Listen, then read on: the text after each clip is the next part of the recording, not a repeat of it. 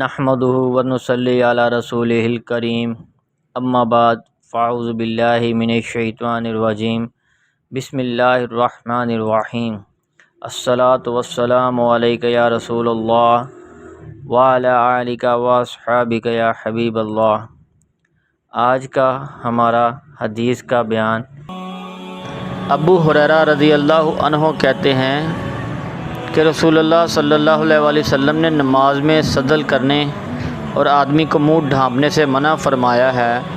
ابو داؤد کہتے ہیں اسے اصل نے عطا نے ابو ہریرہ رضی اللہ عنہ سے روایت کیا ہے کہ نبی اکرم صلی اللہ علیہ وآلہ وسلم نے نماز میں سدل کرنے سے منع فرمایا ہے۔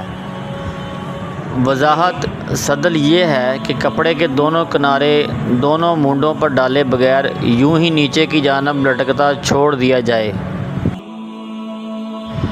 ابن جریج کہتے ہیں کہ میں نے عطا کو نماز میں اکثر سدل کرتے ہوئے دیکھا ہے۔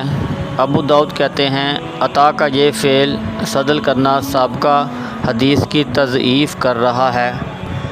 وضاحت راوی کا اپنی روایت کردہ حدیث کے مخالف عمل اس حدیث کے ترک کرنے کے لیے قابل اعتبار نہیں، اصل اعتبار روایت کا ہے اگر صحیح ہو، راوی کے عمل کا نہیں۔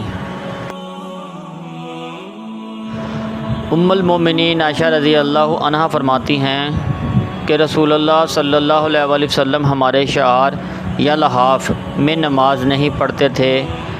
عبید اللہ نے کہا میرے والد معاذ کو شک ہوا کہ ام المومنین عائشہ رضی اللہ عنہا نے لفظ شاعرانہ کہا یا لحافنا۔